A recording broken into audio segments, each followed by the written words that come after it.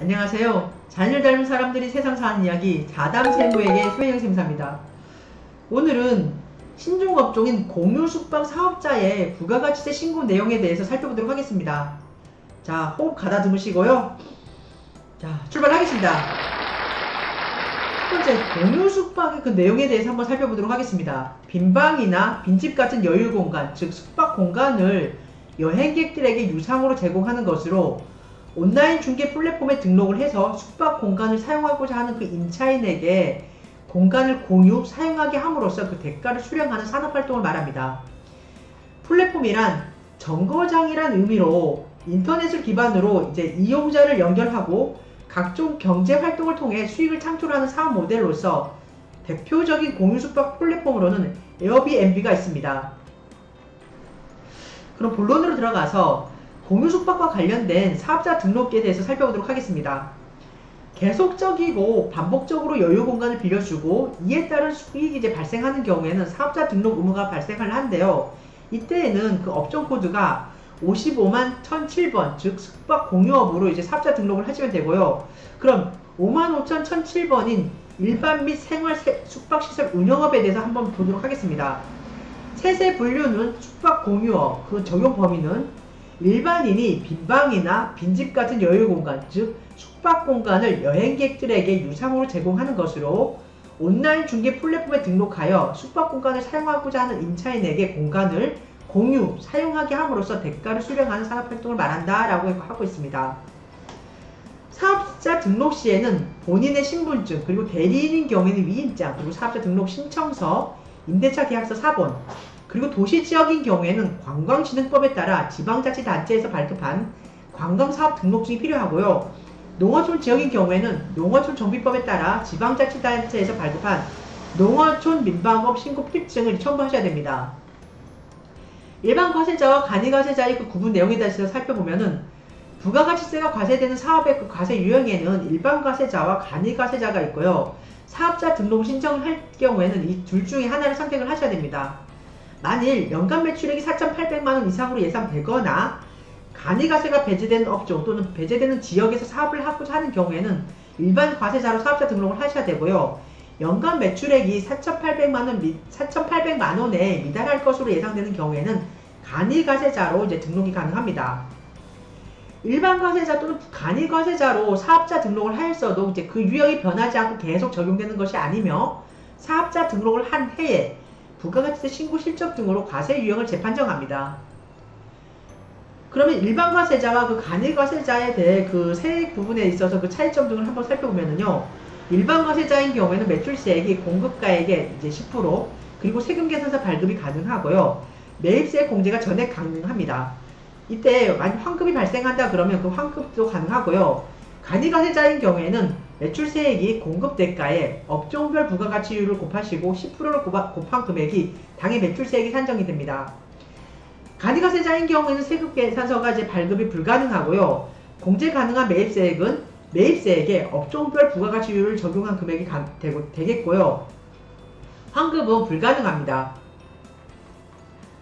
다음으로 공유숙박업의 부가가치세 안내와 관련된 그 내용에 대해서 살펴보도록 하겠습니다. 신고 납부는 이제 부가가치세는 일반 과세자인 경우에는 6개월을, 그리고 간이 과세자인 경우에는 1년으로 과세 기간으로 해서 신고 납부해야 되는데, 일반 과세자인 경우에는 1월 1일부터 6월 31일을 이제 과세 기간으로 하고, 그리고 2기인 경우에는 7월 1일부터 12월 31일을 과세 기간으로 해서 그 당의 각각 기간의 그 사업 실적을 기반으로 해서 1기인 경우에는 7월 1일부터 7월 25일까지를 확정신고 납부 기한으로, 2기인 경우에는 다음에 1월 1일부터 1월 25일까지를 확정신고 납부 기간으로 해서 부가가치세를 신고 납부하시면 되겠습니다. 간이과세자인 경우에는 1월 1일부터 12월 31일까지를 이제 과세 기간으로 해서 당해 기간의 그 사업 실적을 기반으로 다음에 1월 1일부터 1월 25일까지를 확정신고 납부 기한으로 해서 부가가치세를 신고 납부하셔야 되고요.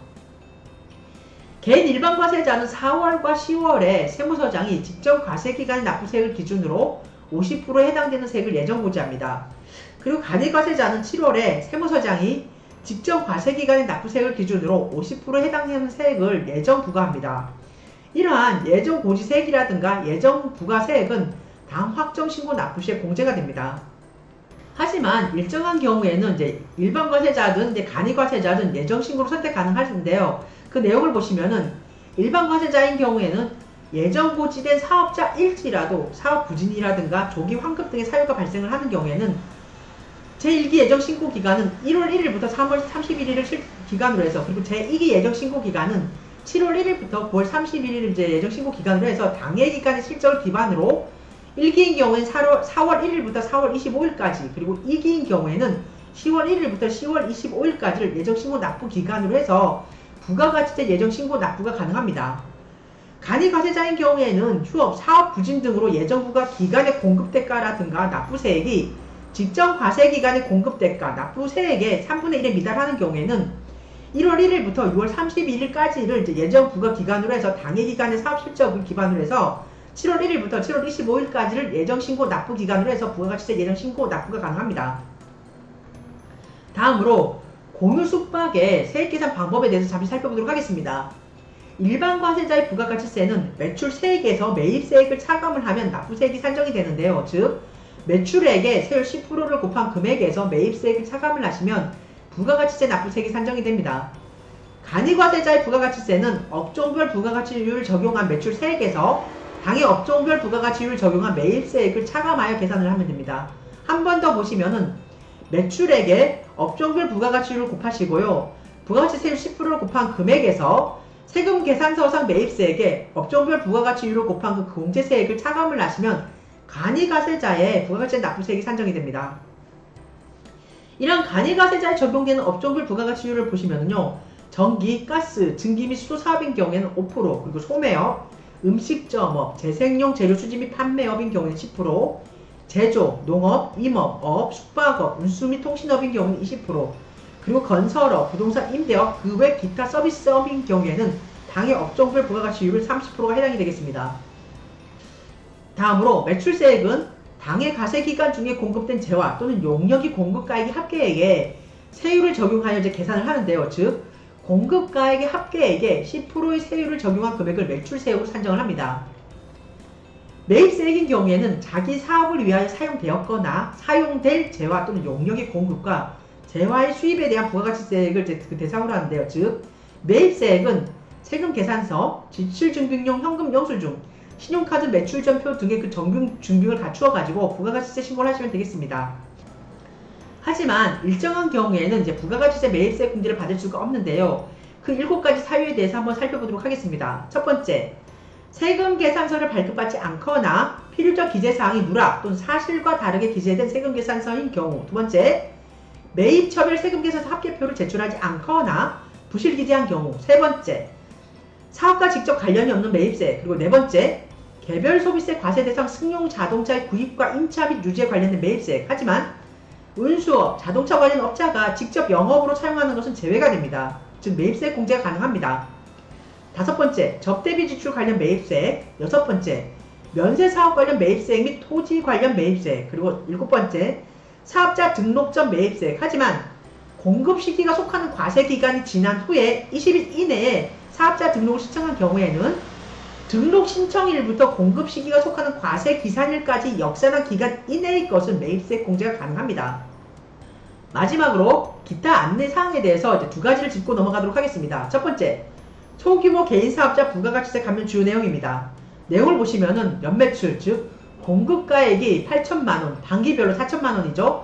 8천만원 이하인 개인 일반 과세자의 납부세액이 2020년 말까지 간이과세자 수준으로 경감을 해줍니다. 적용 대상은 과세기간 공급가액이 4천만원 이하이고 부동산 임대라든가 매매업, 그리고 과세 유흥장소인 감면 배제 사업에 해당하지 않는 개인 일반 과세자를 그 대상으로 하고요. 감면세액은 일반 과세자가 납부할 세액과 간이과세 방식을 적용해 산출한 세액과의 차익 금액을 감면해줍니다. 즉 매출 세액에서 매입세액을 차감 금액에 이제 신용카드 등 사용분에 대한 그 세액공제 등 각종 공제세액을 차감한 이렇게 해서 산정된 그 일반 과세자가 납부할 세액에서 공급대가의 합계액에 이때 영세율 공급분 제외가 됩니다.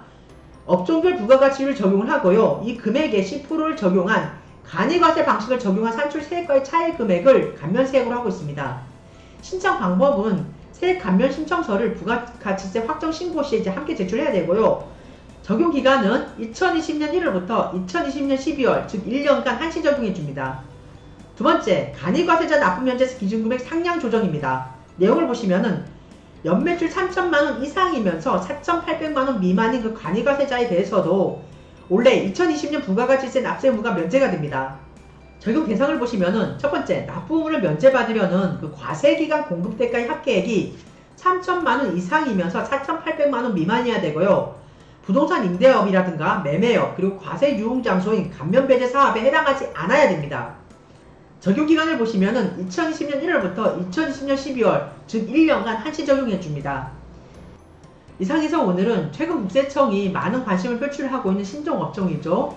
공유숙박 사업자에 대한 부가가치세 신고 내용에 대해서 살펴보았습니다.